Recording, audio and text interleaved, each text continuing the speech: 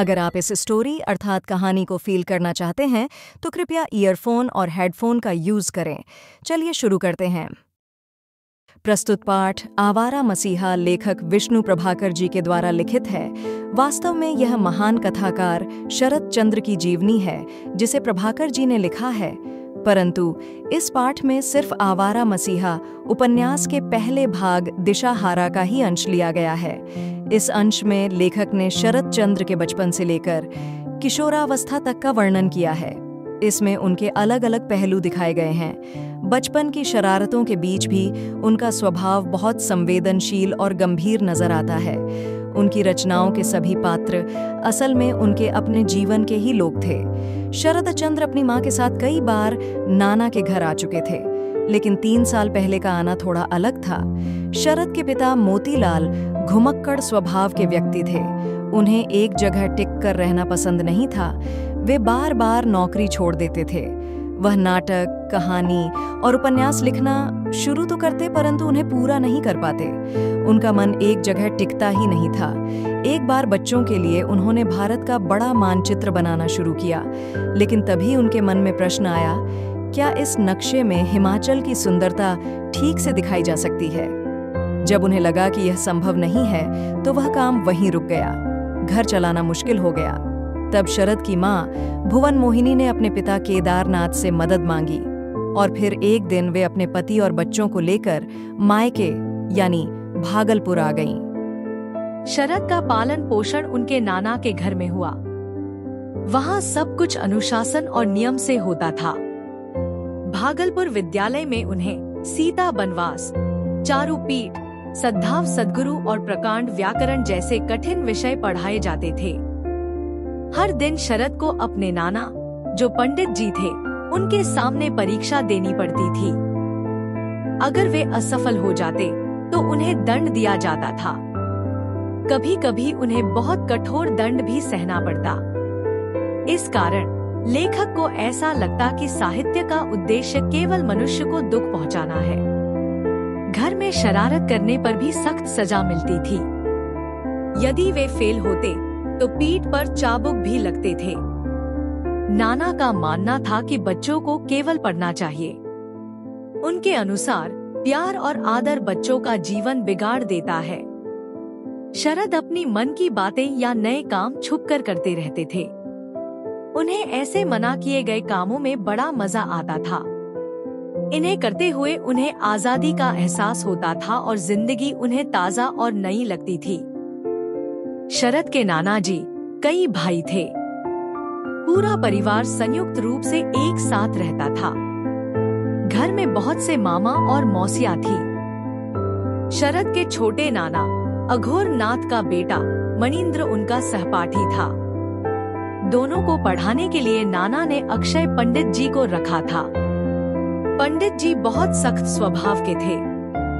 उनका मानना था कि शिक्षा का निवास गुरु की डंडे में होता है।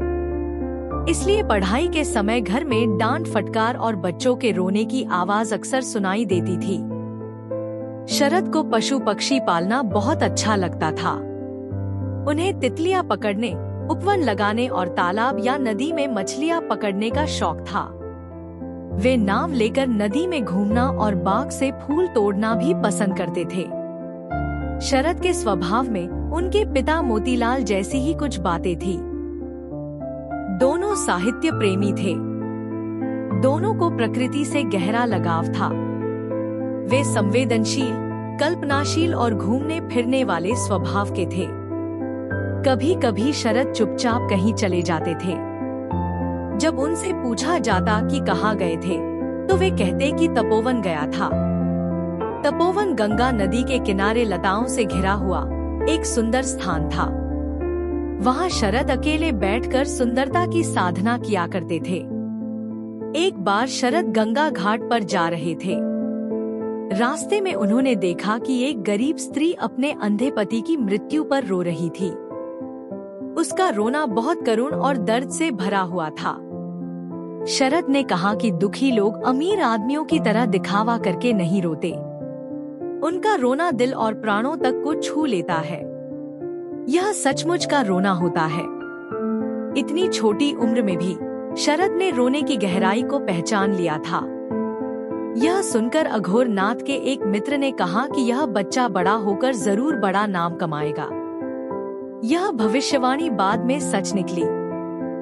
शरद के स्कूल में एक छोटा सा पुस्तकालय था।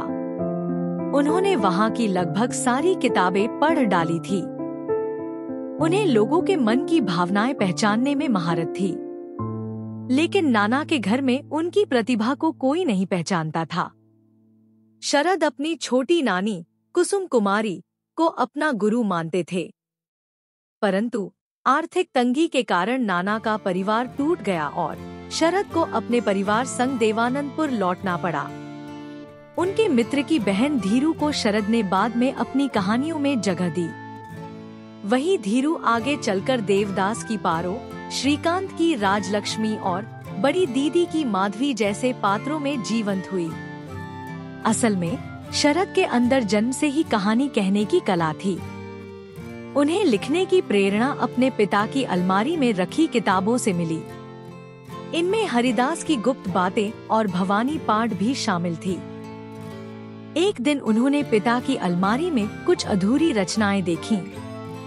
इन्हीं को पढ़कर उनके मन में लिखने की प्रेरणा और भी गहरी हो गई। बाद में शरद ने अपने जीवन की घटनाओं और लोगों को कहानियों में उतारना शुरू किया। उनकी रचनाएं असली जीवन से जुड़ी हुई झलक दिखाती हैं। शरद करीब 3 वर्ष तक अपने नाना जी के घर भागलपुर में रहे। फिर उन्हें वापस देवानंदपुर लौटना पड़ा। यह बदलाव उनके लिए सरल नहीं था। पढ़ाई लिखाई में बार बार बाधा आती थी। देवानंदपुर आने के बाद उनकी आवारगी थोड़ी बढ़ गई, लेकिन साथ ही जीवन के अनुभव भी बढ़े।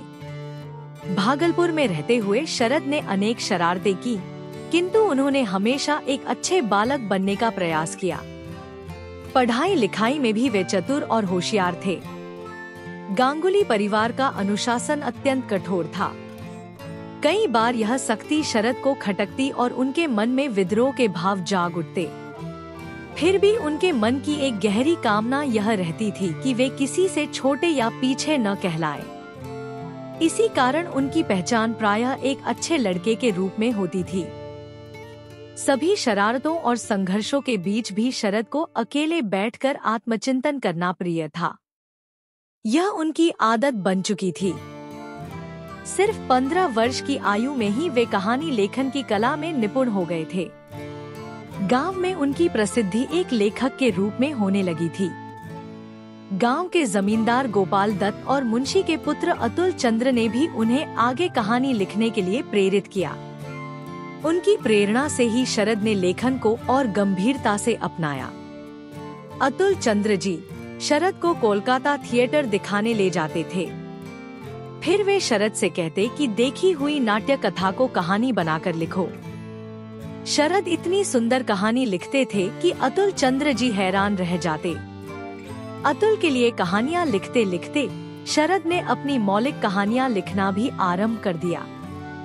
शरद का कुछ समय डेहरी आन सोन नामक स्थान पर बीता। बाद में उन्होंने इस स्थान को अपनी प्रसिद्ध रचना गृहदा उपन्यास में अमर कर दिया। उनकी रचना श्रीकांत का नायक वस्तुतः स्वयं शरद जी ही थे। वही काशी नामक कहानी का नायक उनके गुरु का पुत्र था, जो उनका अत्यंत घनिष्ठ मित्र भी था। लंबी यात्राओं के दौरान मिली एक विधवा स्त्री को उन्होंने अपने चरित्रहीन उपन्यास में अत्यंत यथार्थ रूप में चित्रित किया। उनकी विलासी नामक कहानी के पात्र भी किसी न किसी रूप में उन्हीं के जीवन से जुड़े हुए थे। उनकी रचना शुभदा में हारून बाबू का चरित्र वास्तव में उनके पूज्य पिता मोतीलाल जी की छवि के रूप में दिखाई देता है। तपोवन की घटना ने शरद जी को सौंदर्य का उपासक बना दिया। इन्हीं संघर्षों और अनुभवों की पीड़ा में उनकी साहित्य साधना की नींव रखी गई। यही उन्होंने पहली बार संघर्ष और कल्पना की शक्ति को पहचाना। इस गांव और उसके अनुभवों का कर्ज शरद जी कभी चुका नहीं पाए।